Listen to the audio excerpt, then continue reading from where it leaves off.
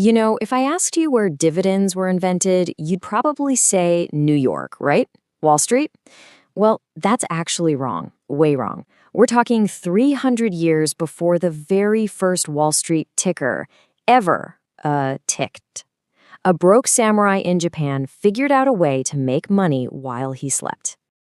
His name was Munetada, and his story, which kicks off in Osaka way back in 1721, well, it might just completely change how you think about income. Forever. So picture this. It's the 18th century, and Japan is actually in an era of peace. Now, you'd think that's a good thing, right? But for a low-ranking samurai like our guy Munetada, peace was, well, it was a huge problem. See, with no wars to fight, there was no glory, and more importantly, no paycheck. His official rice stipend, it had been slashed. Not once, not twice, but 3 times. He had a family to feed, and he was running out of options, fast. So what did he have? Pretty much just his sword and his family name. And that's about it. So one night, absolutely desperate, he does something completely unthinkable for a samurai. I mean, this was a huge deal back then. He goes to a wealthy rice merchant and asks for a job. The merchant, of course, just laughs at him. A samurai asking to do peasant's work? But then, a little light bulb goes off in the merchant's head, and he offers Munetada a very interesting deal. Okay, so here's the deal. The merchant says, you work for me for 3 full years for free, not a single coin. But in exchange, he promised Munetada a 50% share of all future profits from his warehouse. I mean, what a crazy risk.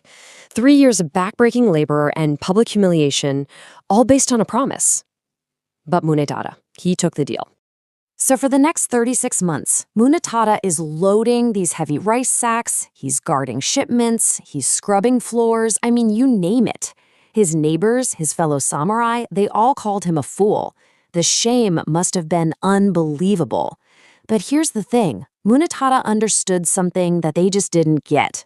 He could see that the merchant's business wasn't some gamble. It was predictable, it was steady. He saw the pattern. Every single season, rice came in, it got stored, and then it got sold. The profits weren't going to make you rich overnight, but they were consistent. So you see, he wasn't just working for free. He was buying a piece of that future cash flow. So year 1 goes by, nothing. Year 2, still nothing. And then finally, that 3rd year comes to a close. The day his contract ended, the merchant shows up and hands him this heavy wooden box. And inside, his reward, 3 full years of back profits, plus interest. It was an absolutely life-changing amount of money. With that one payout, Munetada had enough cash to buy his own small warehouse. I mean, his family's future was secure. But this is where the story goes from good to truly genius. It's what he did next that really matters.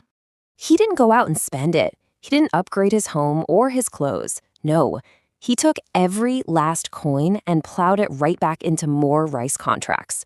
By doing this, he started to build an engine, a machine that would pay him again and again and again.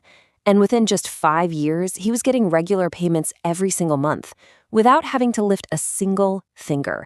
He had literally created a perpetual income stream for himself. And without even having a word for it, he had built what we now know was the first ever documented dividend portfolio in Asian history.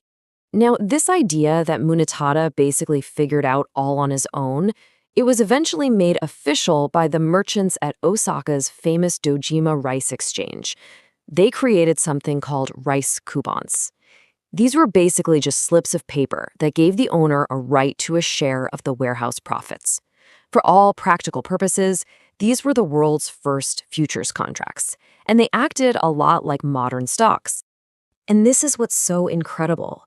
It shows you how timeless this idea is. Those old rice coupons, they paid an annual yield of 8 to 12%. Does that sound familiar?